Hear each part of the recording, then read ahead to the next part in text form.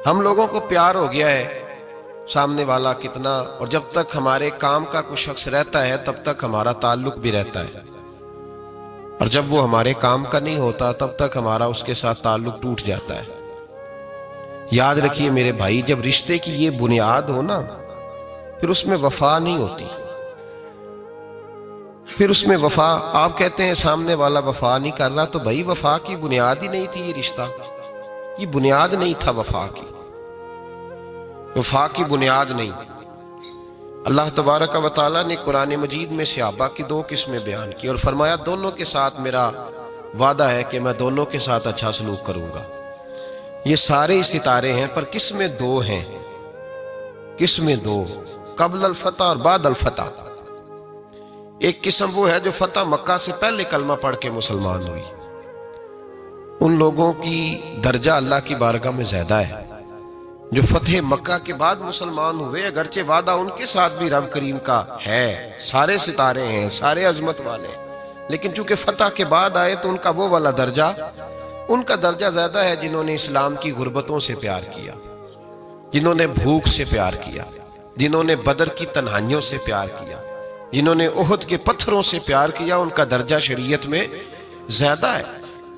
अगर आप ताल्लुक रखते हैं ना, याद रखें, उतनी देर के जितनी देर काम चलता है, जितनी देर हमारा किसी दोस्त के साथ ताल्लुक है, तो ये रिश्ता कमजोर है, इसमें वफा नहीं होगी और किसी न किसी जगह पे टूट जाएगा, किसी न किसी जगह पे आके खत्म हो जाएगा। सूफिया ये कहते हैं कि औलाद के साथ भी इस तमन्ना का रिश्ता ना रखो कि वो मेरी वफादार होगी और मेरी वो कल को खिदमत करेगी। कमेटी ना डालो कि ये बच्चे हैं तो बड़े होंगे तो मैं आराम से बैठूंगा तो मेरी पेंशन लग जाएगी, ये रोटी कमा के लाएंगे, ये तो कमेटी है, औलाद तो ना हुई। कमेटी ना डालो, छोड़ो इस चक्कर को। औलाद फरमा बरदार अगर होगी तो अपने फायदे के लिए होगी। हमने उससे ये लालच भी, हजरत अब्दुल्ला बिन मुबारक रहमतुल्लाह ताला अलैह फरमाते हैं, लालच के रिश्ते हैं दुनिया के, लालच के। आपके इंतकाल का वक्त आया तो अम्मा बड़ा रो रही थी। अब्दुल्ला बिन मुबारक रहमतुल्लाह अलैह अपनी अम्मा से कहने लगे, अम्मा तू क्यों रोती है, तेरे तो और भी बेटे हैं, तू को मेरे बाद लवारस तो नहीं हो जाएगी, आखिरी वक्त है, नज़ा का आलम, अम्मा तू क्यों रोती है, और भी बेटे हैं। तो अम्मा कहने लगी, बेटा और भी बेटे हैं, पर जिस तरह का ध्यान तू रखता था वो नहीं रखते, जिस तरह वक्त पे दवाई तू ला के देता था वो नहीं ला के देते, जिस तरह तू मेरे खाने पीने का ख्याल रखता था वो। कहने लगे, अच्छा अम्मा इसका मतलब है तू मुझे नहीं रो रही, तू तो अपनी जरूरतों को रो रही है कि रोटी कौन देगा, खाना कौन लाएगा, दवाई। मैं समझा था शायद मुझे रो रही है। बीवी से पूछा तू क्यों रो रही है, तो कहने लगी तेरी वजह से मेरी बादशाही थी, तू मौजूद है तो खानदान में, मुआशरे में मेरा एक वकार है, तेरे बाद तो बेवा की जिंदगी होगी। आप फरमाने लगे, ओहो मैं समझा था शायद मुझे रो रही है, तू तो अपने वकार को रो रही है। बेटों और बेटियों से पूछा तुम्हारी आंखों में क्यों आंसू छलकते हैं। कहने लगे, अब्बा जिस प्यार से बाप शादी करता है दूसरा कोई नहीं कर सकता, और जिस मोहब्बत से बाप ला के कमा के देता है दूसरा कोई नहीं दे सकता। फरमाने लगे, ओहो मैं समझा था मुझे रो रहे हो, तुम तो शादियों को रो रहे हो, मेरे साथ तो ताल्लुक ही नहीं। फिर अब्दुल्ला बिन मुबारक रोने लगे और फूट के रोए। किसी ने कहा आप क्यों रोते हैं, फरमाया आज समझ आई है, मेरे साथ अगर बेलौस रिश्ता है तो या खुदा का है या मोहम्मद मुस्तफ़ा का है सल्लल्लाहु अलैहि वसल्लम, आज समझ आई है। वो मैंने जिनके साथ ताल्लुक मजबूत किया ही नहीं, कभी फजर छोड़ी, कभी जोर छोड़ी, कभी ये रह गया, कभी वो रह गया, कभी दाढ़ी का प्रोग्राम बना, कभी रह गया, जिनके साथ मैं कमजोर था वो मेरे साथ मजबूत थे, और जिनके साथ मैं मजबूत था उनका मेरे साथ क्या हाल। ये कमजोरी है रिश्तों में, वफा नहीं। हमें तो भाई काम प्यारा है, चम नहीं। बिल्कुल बच्चे शिकायत करते हैं, कहते हैं अब्बा कमाऊ पुत्र से प्यार करने लगा है, बच्चे शिकवा करते हैं, कहते हैं जो आदमी जेब में ज्यादा पैसे डालता है अब्बा जी का प्यारा है। बाप शिकवा करने लगे हैं, कहते हैं मैं मालदार होता तो मेरे बच्चे भी फर्मा बरदार होते। रिश्तों को रूह का रिश्ता बनाए, वफा का रिश्ता बनाए, वफा का। कुत्ते का जिक्र कुरान पाक में आया है, इसलिए आया है कि उसने अल्लाह के वलियों से वफा की थी, इसी आया है कि उसने अल्लाह के वलियों के साथ वफादारी की, वफादारी की तो अल्लाह ने उसका जिक्र कुरान। एक बादशाह था, बादशाह जो होते थे उनके अपने अपने मिजाज होते थे। उस बादशाह ने 4 5 6 कुत्ते रखे हुए थे और कुत्ते बड़े बड़े कुत्ते थे और बड़े वो खूनखार कुत्ते थे, चीर फाड़ खा जाते थे, शेर जितने उनके कद थे। बादशाह थोड़ा सा किसी आदमी से नाराज होता ना तो एक बहुत बड़े पिंजरे के अंदर एक बहुत बड़ा सुलाखों का घर उसने बनाया हुआ था, उसमें कुत्ते होते थे और कुत्ते को जब बांध के रखा जाता है तो ज्यादा जहरीला हो जाता है, वो ज्यादा उसके अंदर करवाहट आती है, ज्यादा काटता है। उसने कैद किए हुए थे, कुत्ते तो बड़े जहरीले थे। जिस आदमी से बादशाह थोड़ा सा नाराज होता ना तो वो कुत्ते के आगे उस आदमी को डालता, कुत्ते उसको चीर फाड़ के खा जाते। ये सजा थी, लोगों को पता था। बादशाह के वजीर ने बड़ी खिदमत की बादशाह की, 35 साल तक नौकरी की, लेकिन हर सूरज ने गुरूब तो नहीं होता है ना, हर चांद ने ढलना भी होता है। अब बूढ़ा होने लगा, वो जो मजबूत हाफसा था वो कमजोर होने लगा, हल्की हल्की गलती। बादशाह मिजाज का बादशाह था पर नहीं समझ में आया। तो मैंने कहा कि लोग कहते हैं हमें काम प्यारा है, चम नहीं, तो रिश्ता वफा का था ही नहीं।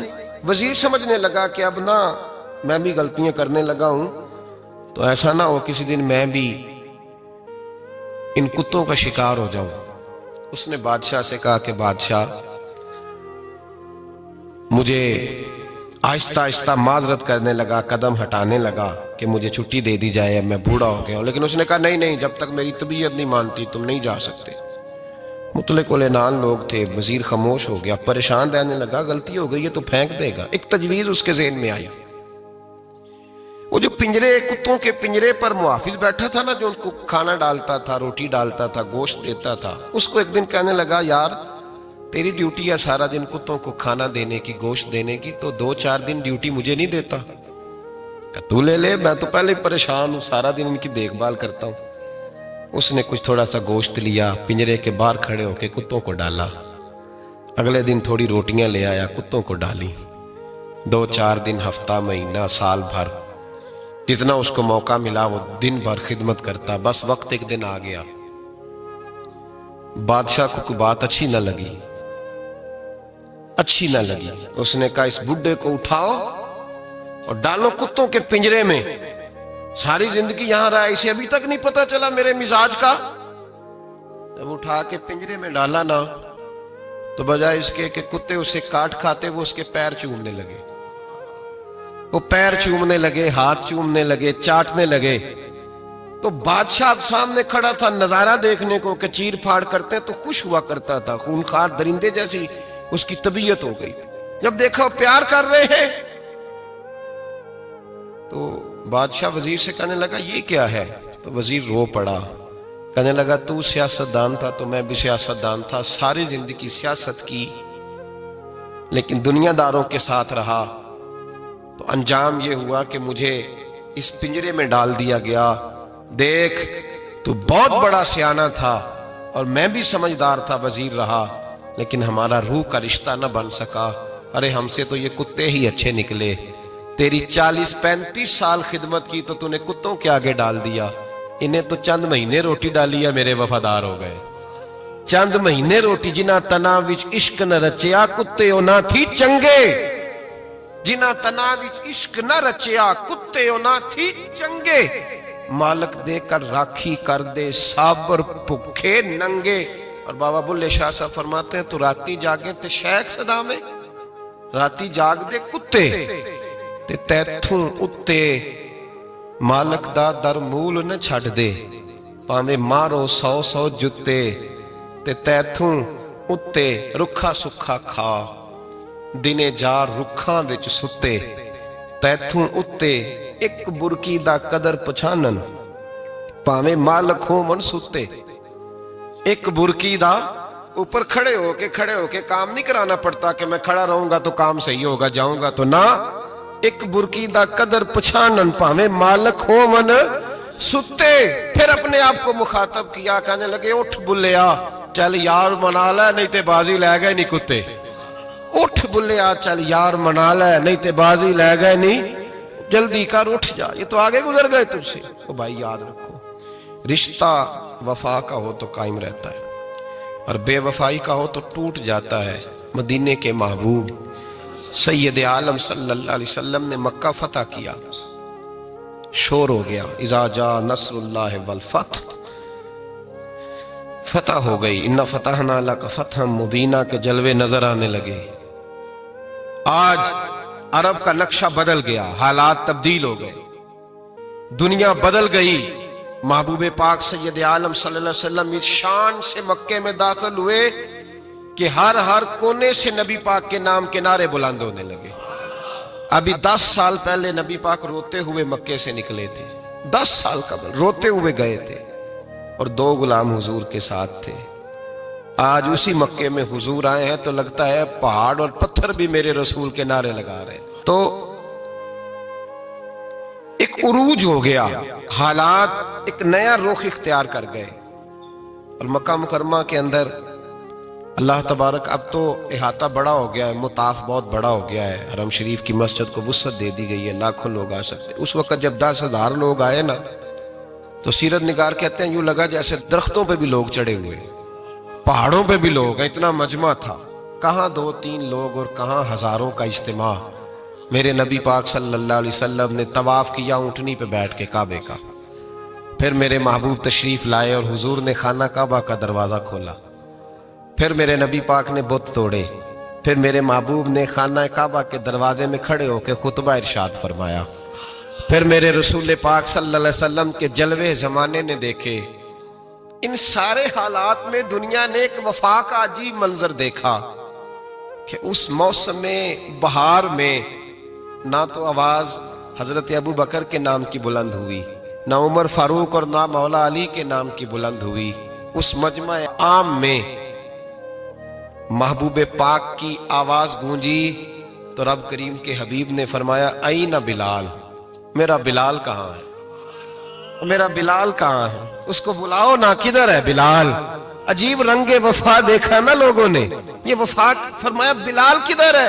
हजरत बिलाल हाथ बांधे, सबसे पीछे, वो शोहरत से बचने वाला पीछे पीछे रहता है। जी चाहता है सारी गजलें उस जालिम के नाम करूं। पीछे थे हजरत बिलाल रदी अल्लाह ताला अन्हु, दौड़े हुजूर में हाजिर हूं। फरमाया इधर आ यार, काबे की छत पे तो चढ़ जरा, आजान तो सुना। एक सहाबी हुजूर के कान में बोले, और ये भी हिकमत इलाही थी कि वो बोले, हजरत बिलाल की शान जाहिर होनी थी।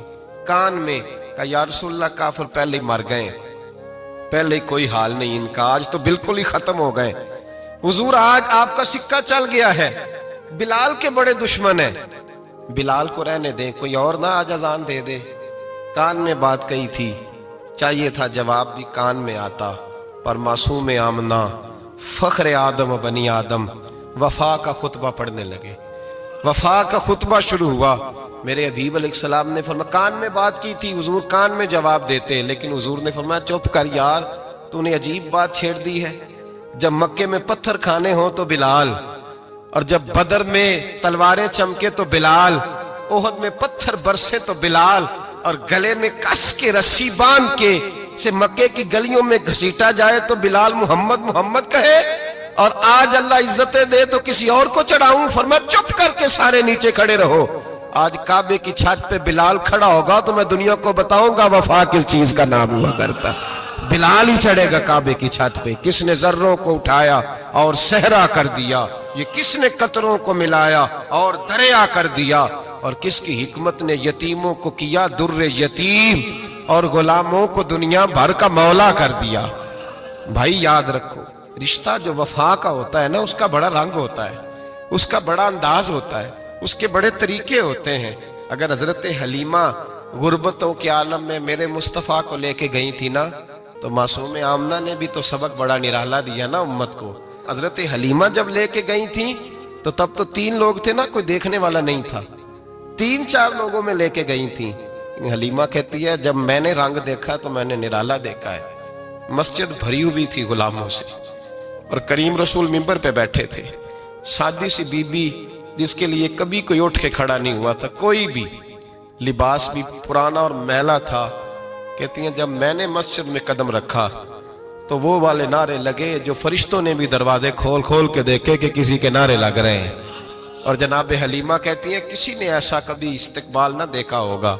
हुजूर उठे, गोया अल्लाह की सारी रहमतें उठ के खड़ी हो गई। और फिर मुस्तफ़ा करीम ने बिछाई जब चादर, और हजरत हलीमा सादिया रदी अल्लाह ताला अन्हा बैठी और हुजूर अत्तहियात की हालत में सामने बैठे। तो लोगों को पता चला जो वफा का रिश्ता होता है उसका रंग जरा निराला हुआ करता है, उसका अंदाज जरा अनोखा हुआ करता है। भाई रिश्ता वफा का, रिश्ता खुलूस का, लालच का रिश्ता। अगर आपने कंपनी वाले की इसलिए दावत की है ना कि वो आपको माल सही देगा, तो भाई वो भी इसलिए आया है कि आप उसका माल ज्यादा बेचेंगे। अगर आप किसी रिश्तेदार के साथ इसलिए ताल्लुक रखते हैं ना कि उसके पास पैसे ज्यादा हैं, तो वो भी इसलिए आपके साथ ताल्लुक ज्यादा रखेगा कि कभी कभी चलो गाड़ी चला लेगा, कभी कभी मेरे किसी काम आ जाएगा। यहाँ खुलूस देखो, यहाँ अगर आपके यहाँ खुलूस है तो फिर सामने भी आपको बड़ा खुलूस मिलेगा।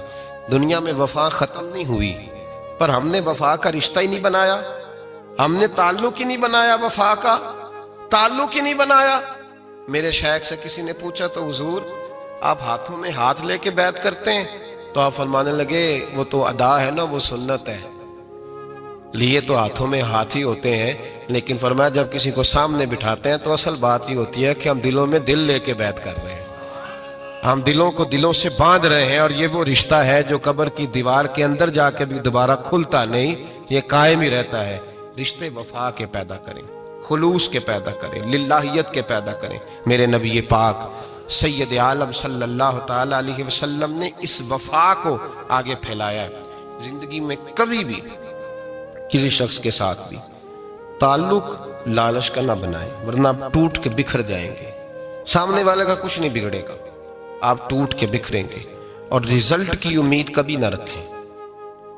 वफा होती दो तरफा है पर करनी एक तरफा चाहिए, याद रख लें। वफा होती दो तरफा है, करनी एक तरफा चाहिए। जो कहता है ना सामने वाला करेगा तो मैं करूंगा, वो भी कच्चा है, वो कमजोर है, वो अभी पक्का नहीं हुआ। वफा करनी एक तरफा चाहिए, तू कर, सामने वाला नहीं करता तो ना करे। तो अपनी तरफ देखना, सामने वाले को छोड़, वो नहीं करता तो ना करे, उसका अपना। हजरत इमाम अहमद बिन हंबल रहमतुल्लाह ताला अलैह, ये वफा के उन्वान में बड़ी अहम बात है अगर आपको समझ आए तो। इमाम अहमद बिन हंबल रहमतुल्लाह ताला अलैह झील के किनारे, नदी के किनारे वुजू कर रहे थे। एक बिच्छू साथ साथ चल रहा था, वो चलते चलते पानी में गिर गया। इमाम अहमद बिन हंबल ने हाथ रखा, बिच्छू को बाहर निकाला। जब बाहर निकाला तो उसने डांग मारा। जिसकी तबीयत में डांग होगा तो वो डांग ही मारेगा, उसके पास है ही और कोई नहीं, तो वो करे क्या, वो मजबूर है। उसने डांग मारा, इमाम साहब ने बाहर रखा। भीगा हुआ बिच्छू आपने देखा हो, जब नदी किनारे चलता है तो फिर गिर जाता है। वो फिर गिरा तो इमाम साहब ने फिर निकाला, निकाल के बाहर रखा तो उसने फिर डांग मारा। फिर साथ साथ चलते चलते वो गिर गया। कई दफे ऐसे हुआ, कई दफा इमाम साहब ने निकाला। एक शख्स करीब खड़ा देख रहा था, वो कहने लगा हुजूर बस करें, आप निकालते हैं वो डांग मारता है, छोड़ दें। आप फरमाने लगे अच्छा भाई बड़ा तू अजीब मशवरा दे रहा है, वो अपनी बुरी आदत पे डट गया है तो मैं अच्छी आदत ही छोड़ दूं? वो बुरी नहीं छोड़ रहा, डट गया है, बार बार डांग मारता है तो मैं अच्छी छोड़ दूं? आप अपनी तरफ देखेंगे, हमारी तरफ से कोई कमी नहीं आनी चाहिए। सामने वाले जाने, उसका काम जाने। वफा का रिश्ता मजबूत रखें, दोस्ती का ताल्लुक मजबूत। मियाँ साहब ने कहा चंगी मंदी सजना कोलो 100 वारी हो जाती। कितनी वारी? पक्की गल है ना जी? कितनी बारी? मियाँ साहब ने कहा 100 बारी। हम तो एक बारी भी माफी देने को तैयार नहीं। चंगी मंदी सजना कोलो, ऐसे नहीं आने जाने वाले से नहीं, उसके मामले में तो हम खुददार है ना, हर एक से नहीं सुनते, वहां तो हम खुददार है। सजना कोलो चंगी मंदी सजना कोलो 100 वारी हो जाती। यार यारां दा गिला नहीं करते, असल प्रीत जिन्हां दी। और फिर ये भी कहते हैं पानी भरन सहेलियां रंगा रंग कड़े, असी भरिया उसदा जानीए जिसदा तोड़ चढ़े।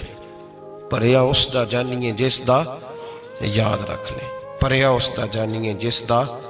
मजा तब भी है कि हज़रत अबू बकर सिद्दीक का जनाजा रोज़ा रसूल पे रखा जाए तो मुस्तफ़ा करीम का दरवाज़ा खुद ब खुद खोल जाए। और हुजूर फरमाए लाओ दोस्त को दोस्त के साथ मिला दो, पानी भरन सहेलियां ते रंगा रंग कड़े, भरिया उसदा जानिए जिसदा तोड़। रिश्तों को साबित ना करें, रिश्तों से वफा करें। साबित ना करें मेरा बड़ा रिश्ता है, आप पता चलना चाहिए कितना रिश्ता है। बाप का बेटे से रिश्ता होता है तो सारा दिन माथा चूमे प्यार करे, उसे दुख सुख का पता ही ना हो, तो ये कैसा रिश्ता हुआ। रिश्ते साबित ना करें, रिश्ते मजबूत करें, मजबूती वाली ड्यूटी सर अंजाम दें। अल्लाह अपने साथ, अपने महबूब के साथ, अपने नेक बंदों के साथ हमारे रिश्तों को मजबूत फरमाए। आमीन। आखिर दावा।